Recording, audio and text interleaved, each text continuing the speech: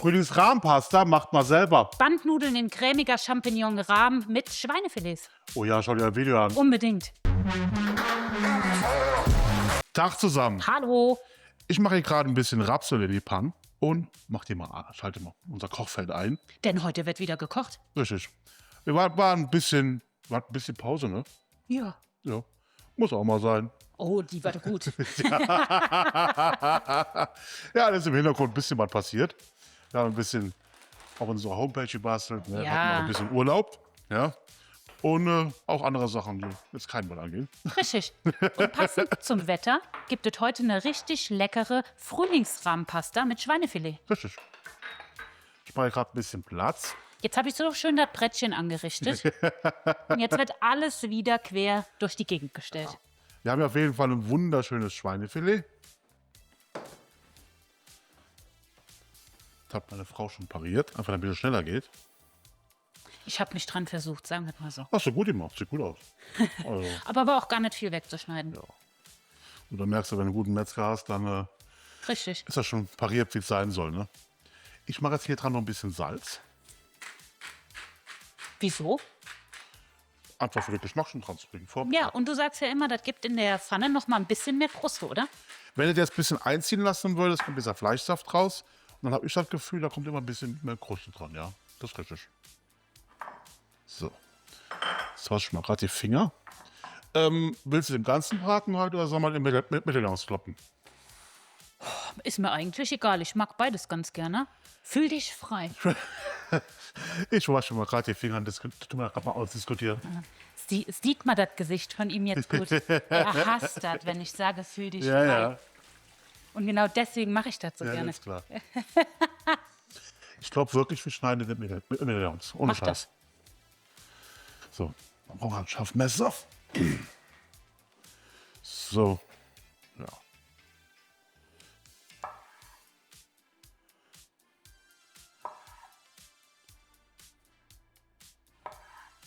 Wunderschön machst du das. Ja, da kannst du immer so ein bisschen helfen mit, wenn du so die Messerkante holst. Hast du sie alle fast gleich. Das ist der Medaillon-Patty. Dann einfach nur umdrehen, dann kommt ja auch in Salz hier. Ach, guck mal, das Fleisch schon zart ist. Einfach noch ein bisschen platt drücken. Und so hast du eigentlich dann immer schöne, gleichmäßige Bilder. Ja. Und diese Frühlingsrahmpasta, die kannst du natürlich auch mit jeglichem Fleisch variieren. So, Kannst Hähnchen. Rindfleischstreifen, Geht auch, ja. kannst Lachs oben drauf schmeißen. Geht hier auch. Du kannst auch vegetarisch essen. Was manchmal langweilig ist. Das ist jetzt die Geschmackssache. Ne? So, ich mach gerade das Messer sauber. So, die Pfanne müsste jetzt heiß genug sein. Jetzt hauen wir mal unsere Medaillons hier rein, ne? Ja, Ah, so guck ist mal heiß hier. genug.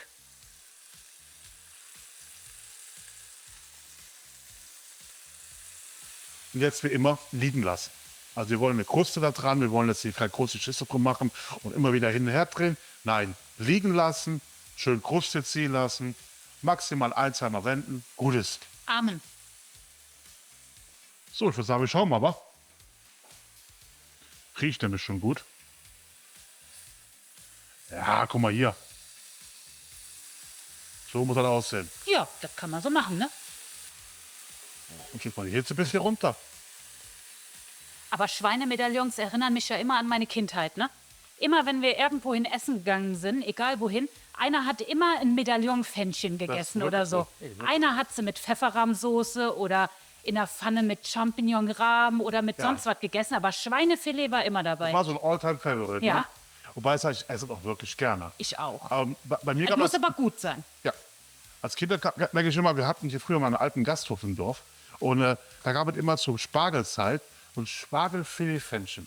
Ach, dieses Teil, diese Pfanne, die dich nicht loslässt. Ja, die müssen wir mal probieren, die nachzubasteln. Ich weiß nicht, was da drin war. Ob die da einfach nur Hollandaise drüber gekloppt haben, ich weiß es nicht.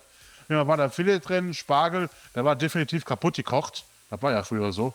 Und ja, aber war lecker. Und was gab es dabei? Kartoffeln. Nur Kartoffeln. Nur Kartoffeln. Ja, Söschen dabei. Ich würde jetzt da schon eher Schupfnudeln, Spätzle. Kann man ja machen. Also wir versuchen es mal in der nächsten Zeit zu testen, Und oder? weil es auch Spargelsaison, ne? Wie sieht es eigentlich aus mit Spargel? Also, mal gerne in die Kommentare schreiben. Bald Lust auf Spargelrezepte. Ja. Also ich muss ja vorsichtig sein mit Fragen, weil ich habe ab der letzten eine Umfrage gemacht, ne? Von wegen, was jetzt kommen sollte. Da habe ich schon groß geschrieben, von wegen Schnitzel mit Soße.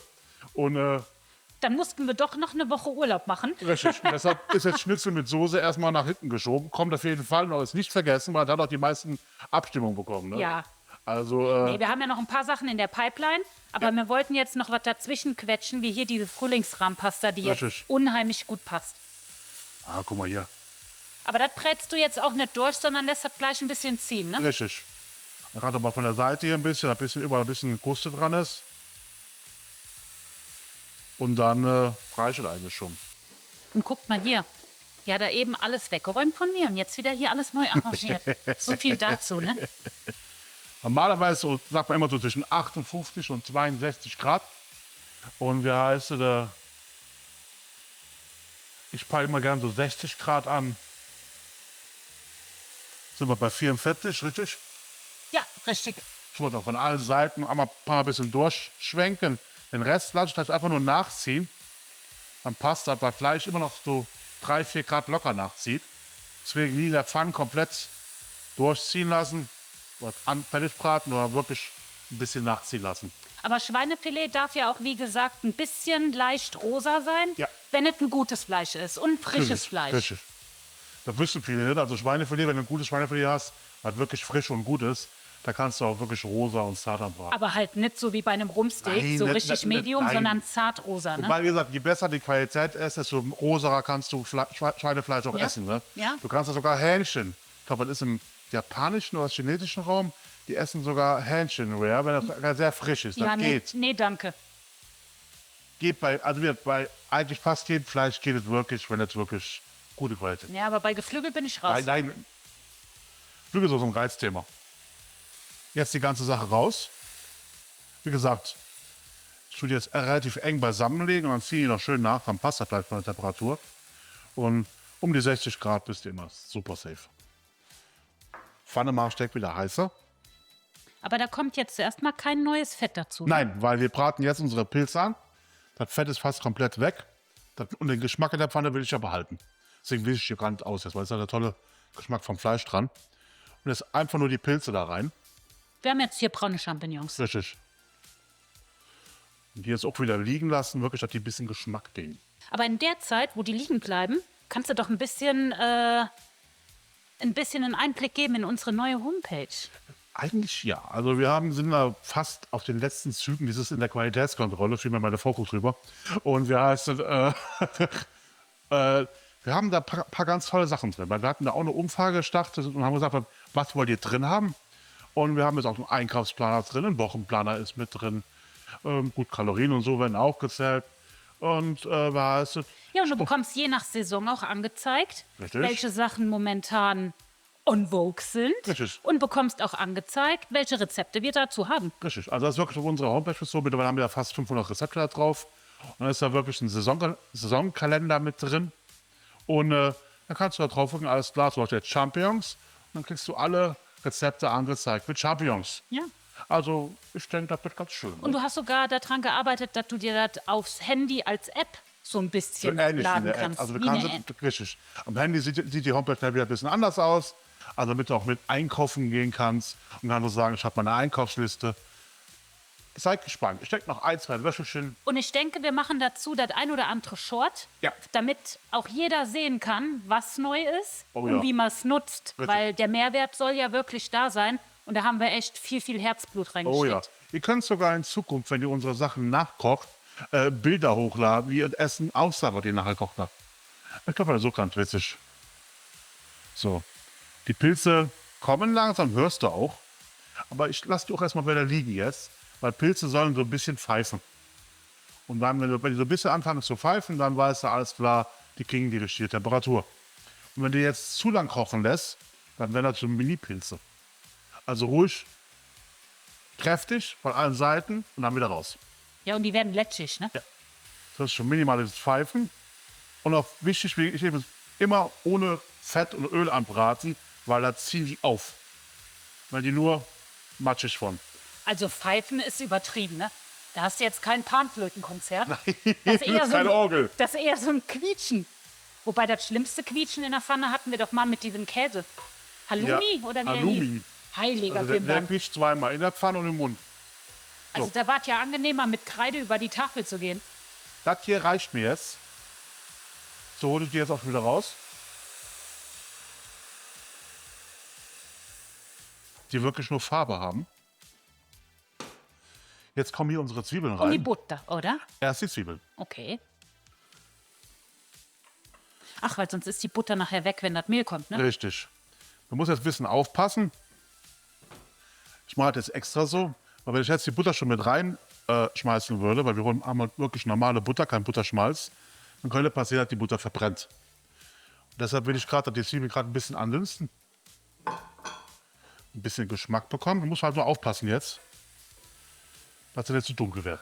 Uppe. Zwiebelweitwurf. Ja, da an der Seite liegt eine. Da. Ja, jetzt ist sie bei den anderen. Richtig. In der Gemeinschaft brät es jetzt einfach schöner. Ja, ist kein Social Outcast.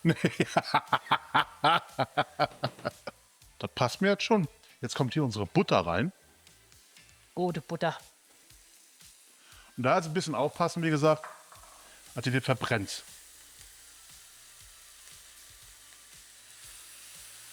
Ich hole jetzt hier bei unseren Hoffmann-Pfannen schon direkt die Hitze runter.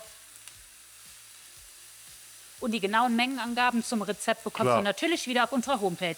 Im Richtig. Moment noch auf der alten, aber bald auf der neuen. Genau, so schaut's aus. Jetzt haben wir hier Mehl. Wird jetzt einfach hier drüber gestreut. Wir wollen ja eine helle Soße haben. Deswegen ist auch gar nicht so lange hier rummachen. Wirklich schon das Mehl gut verrühren. Und ich tue halt immer machen, wenn schon Gemüse so in der Pfanne ist. Ich habe die Erfahrung gemacht, wenn du so eine Mehlschwitze jetzt hier ansetzt, was wir gerade machen, und du hast schon ein bisschen Gemüse in der Pfanne, wo halt überall drüber ist, hast du nachher weniger Klümpchen. Ja. So. Und nur aufpassen, nicht zu dunkel werden lassen. Deshalb löschen wir jetzt schon mit Brühe ab. Das ist ein Geflügelfond. Ja. Lassen das mal aufkochen hier. Siehst du mal, wie heiß die Pfanne am Rand aus. Ja, total. Verrühren hat kräftig, hat wirklich keine Klümpchen bekommen. Weil Klümpchen sind böse. Oh ja, bei meiner Frau. Ja. Und beim Mehl, ganz wichtig, holt ein Weizenmehl. Ja. Also an jede Dinkeldörte jetzt. Dinkelmehl ist super, Ja, aber bei der aber nicht für Mehlschwitze Soßenansatz. haben wir ganz, ganz schlechte Erfahrungen Oh gemacht. ja. Ich habe den Knoblauch vergessen. Skandal. Kacke. Nee, dann lassen raus und holen nachher Knoblauchpulver. Ja, besser. Weil, Anbraten ist doof. genau. So Roder reinschmeißen Genau. will ich jetzt nicht. Das war jetzt so gewollt, ne, dass wir den Tipp geben. Ja. So. Kannst aufkochen. Den Weißwein, das Weißwein, ne? Ja, Hauen wir jetzt schon mit dabei. Extra nicht verkochen lassen diesmal. Wir wollen den Geschmack wirklich da volle Möhre drin haben. Ist Geschmackssache. Wenn du das weniger haben willst, machst du vor mit rein und lässt ein bisschen einreduzieren. das ist ein schöner Weißburgunder. Richtig. Sag ich als Nicht-Weintrinker. Mittlerweile trinkst du Wein. Ja, aber nicht so oft. Ja, als ob ich jeden Abend mir so eine halbe Flasche reinkippen würde. Cool, das ab. Das jetzt gut aufkochen lassen und ein bisschen runter reduzieren lassen. So, hier haben wir noch Schmand, der kommt mir rein. Schmand, Nein, ne? Creme fraiche. Creme fraiche. Immer falsch. Ja, du bist eher die Schmand-Fraktion, ich bin die Creme fraiche-Fraktion. Unser Knoblauch tut mal wieder weg. Ja, den kann ich für das nächste Rezept nutzen. Das ist. So, Aber dann kannst du schon mal das Knoblauchpulver nehmen gute Idee. von unserer Gewürzwand. Hall of Fame. Ich könnte ja eigentlich gerade mal umziehen. Dann können wir schon mal den Nudelwasser aufsetzen. Ne? Lubbert's? Ja, du kannst Ja. umziehen. Dann ziehe ich da oben hin. Dann kommt gleich schon die Nudel. Weil die Nudeln, die macht man immer erst. Also die Nudeln macht nie auf die Soße, sondern immer die Soße auf die Nudeln. Ne? Genau. Wir haben heute schöne Pappardelle. Oh ja. Also breite Bandnudeln. Ich kann was zeigen. Da kannst du nehmen, was du willst, aber uns gefallen da so breite Nudeln am besten. Ne? Ja. Also richtig schöne. Früher war, glaube ich, hast du gesagt, Hochzeitsnudeln, ne? Nee, breite Bandnudeln. Okay, weiter mal Nudeln. Kriegst du ja heute auch noch im Supermarkt so. Da gibt ja die ein oder andere sehr gute deutsche Firma, wovon wir auch schon mal Eiernudeln holen. Richtig. Und die haben auch breite Bandnudeln. Aber hier sind ja keine Eiernudeln. Nein, das hier sind italienische Pappardelle. Die Richtig. sind ohne Ei. Hier sieht man, das dickt an. Jetzt kann ich eigentlich schon die Sahne dabei kloppen, ne? Hau rein. Guck mal, ohne irgendwas dran, schon schön angedickt. Ja, gut, Mehl, ne? Ja, Mehlschwitze. Aber da muss es auch so 10 Minuten, Viertelstunde kochen, Damit der Geschmack rausgeht, damit ne? der Mehlgeschmack rausgeht. Deshalb mache ich jetzt die Pilze noch nicht dazu. Sonst würden die uns noch ein bisschen einlaufen, da will ich nicht. In der Zwischenzeit, wir haben 2 neue Mitbewohner, weil wir sind mittlerweile voll drin im Sauerteig-Game. Richtig. Also wir haben einmal einen Roggensauerteig Ich bin angekommen im Roggen-Sauerteig. und hier haben wir einen Weizensauerteig. Genau. Also da kommt in der nächsten Zeit auch was. Also wir haben schon, also vielmehr meine Frau bis jetzt, schon einige tolle Brote gebacken. Da waren auch so 2, 3 Fails dabei. Gut, wenn man nichts probiert, kann man nichts Neues rausfinden. Richtig. Aber das wird richtig gut. Also Brot selber backen ist echt der nächste Level, ne? Ich echt sagen. Hefebrot zu backen ist schon gut. Ja. Aber Sauerteig ist nochmal ein ganz anderes Level, Oh, vor allen ja. Dingen vom Geschmack her und von der Bekömmlichkeit. Das Und ist das ist wirklich mittlerweile ja auch eine Sache, die man nicht kleinreden darf. Ne. Bekömmliche Kohlenhydrate. Oh ja. Weil wir haben alle irgendwann im Leben mal Probleme mit Magen und Darm. Und da ist Sauerteigbrot ein Gamechanger. Oh ja. So, jetzt siehst du hier, wie schön cremig die Soße geworden ist. Eine richtig schön helle Soße. Und jetzt kommt dabei unser Knoblauch als Pulver, den wir eben vergessen haben. Da also mal vorsichtig sein, weil so Knoblauchpulver ist immer ein bisschen kräftiger. Reicht. Als so frischer Knoblauch. Dafür riecht es wohl weniger, ne? Ja, das stimmt. So, jetzt haben wir hier noch unser Gewürz. Rambo. Rambo, das ist eigentlich perfekt für alles, was so mit Rahmsoßen und so Omas Küche, weil das wirklich ein tolles Gewürz ist. Genau. Also, muss ich echt sagen. Da sind noch ein paar Kräuter schon mit drin, ungefähr so viel, also ein gestrichener Esslöffel. Genau. Gibt wirklich einen guten Geschmack. Wenn du das nicht zu Hause hast, machst ein bisschen Muskatnuss rein, ein bisschen Lauch, Zwiebel zusätzlich noch, Petersilie, Salz, Pfeffer. Richtig. Ist aber auch ein bisschen Nupper drin. Passt. Ein bisschen aber schon fast da. Aber das untermalt das Ganze nochmal. Oh ja. Riechst du auch. Also, das riecht es wirklich wie bei der Oma früher. Ja, da ist auch so getrocknetes Suppengemüse, glaube Ja. ich, drin. Die passt perfekt dazu. Aber wie gesagt, ohne geht's natürlich auch. Natürlich. Aber gerne mal probieren. Hier habe ich jetzt die Hitze runtergeholt. Die kann jetzt einfach so ein bisschen vor sich hin noch warm bleiben. Jetzt kommen aber auch schon unsere Pilze dabei. Mit dem ganzen Saft. Das ist wirklich der pure Geschmack. Oh ja. Jetzt geht die ganze Sache noch eine andere Farbe. Jetzt kriegst du wirklich, jetzt kommt sie in die Richtung schöner, kräftiger Pilzrahmsoße. Und die Pilze geben halt wirklich jetzt ihren vollen Geschmack ab, ihre Umami. Und das macht da wirklich diese Soße immer so lecker, so cremig. Ja. Und die Creme fraiche und der Schnittlauch geben nachher wirklich diesen frischen Kick, Oh ja. den du halt von so typischen Frühlingsgerichten erwartest. Das ist richtig. So, wir machen jetzt mal auf unser Nudelwasser. Und sobald die Nudeln fertig sind, geht es weiter. Ich hab Hunger. Ich würde sagen, wir probieren die ganze Sache mal, ne? Jetzt, wo die Pilze dran sind.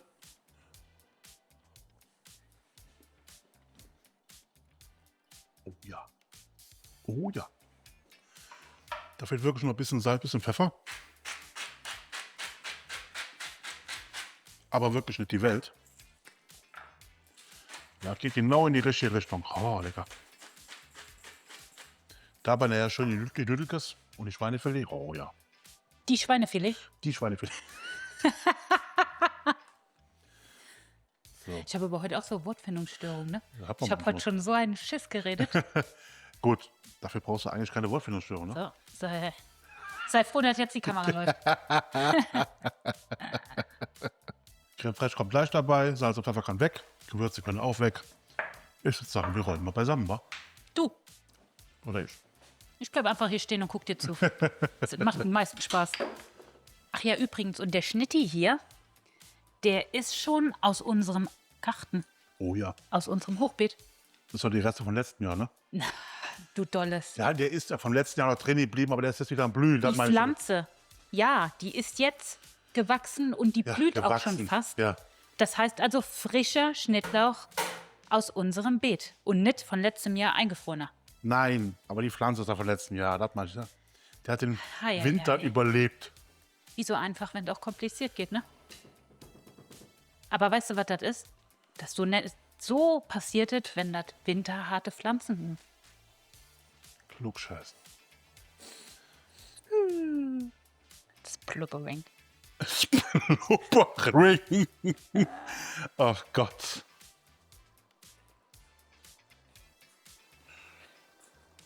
Boah, wie liebevoll. Aber Salz muss da rein. Und Nudelwasser, wissen viele auch nicht, immer gerne übersalzen. Du kannst auch abschmecken. Das muss schmecken wie Meersalz, also wie Meerwasser. Richtig Salz, nach Salz schmecken. Ah, herrlich. Und jetzt kommt hier direkt unsere Crème Fraiche mit dabei. Die rühren wir jetzt unter, lassen es aber nicht mehr aufkochen jetzt, weil dann flocht die ganze Sache auch nicht aus. Hier ist eine schöne Cremigkeit da noch rein. Du Fuchs. Oh ja. Jetzt haben wir hier noch unseren tollen Schnittlauch. Davon kommt jetzt ungefähr auch die Hälfte mit da rein, ne? Ja, das sind dann ungefähr so 3 bis 4 Esslöffel. Ja. Und da auf, wenn du so Kräutern so reintust, wirklich danach nicht mehr groß kochen lassen, weil sonst A werden die dann schwer grau und die verlieren auch wieder seinen Geschmack. Die Nudeln sind jetzt fertig. Jetzt kommen die direkt aus dem heißen Nudelwasser in die Soße. Aber die sind jetzt noch leicht bissfest, ne? Ganz Al dente. minimal, ja. Weil die gleich noch nachziehen. Richtig. So. Da kann auch ruhig ein bisschen mal von dem Nudelwasser mitgehen. Da ist ja wunderbar Stärke und alles drin. Und das bindet auch in einem die Soße noch ein bisschen. Jetzt hier schön unsere Nudeln und die Soße heben. Herrlich. Das ist so richtig schön schlotzig. Hörst du richtig. Und jetzt merkst du richtig, wie die Soße durch die Nudeln noch ein bisschen mehr Bindung bekommt, sich alles wunderbar verbindet. Oh, der hört sich gerade an wie so ein Hörbuchautor, der so gute Nachtgeschichten vorliest. So dieses ganz extrem betonte.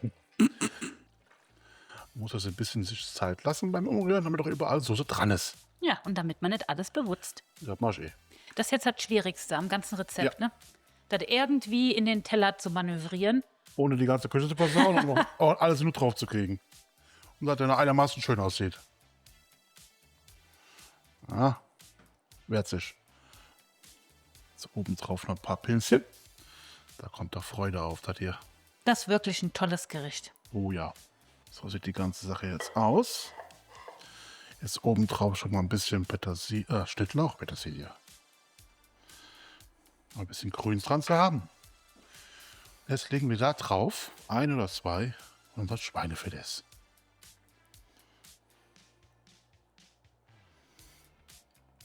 Wunderbar. Ich mache jetzt oben drauf noch ein bisschen Pfeffer. Ach, der Pfefferhannes wieder. So, aber ein bisschen Geschmack. Und so geht unsere Kramenpasta. Rahmpasta mit Schweinefilet, schönen Champignons drin. Ein richtig leckeres Söschen. Also auf jeden Fall nachkochen. Gerne unten in die Kommentare reinschreiben, wie machst du dein Schweinefilet? Ja. Also Und das Rezept bekommst du wie immer auf www.ungers-kitchen.de. so schaut's aus. Wir essen jetzt. Wir sagen jetzt schon bis zum nächsten Mal. Probieren wir es noch, ne? Auf jeden Fall. Oh.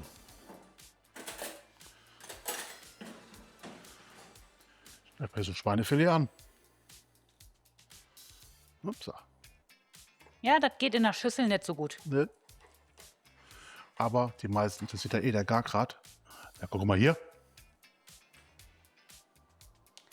Ganz leicht rosig. So muss es aussehen. Da haben wir ein bisschen jetzt hier von unserem Pilzchen. Ein bisschen Nudelchen. Aber ein bisschen schwer. Nudeln sind lang.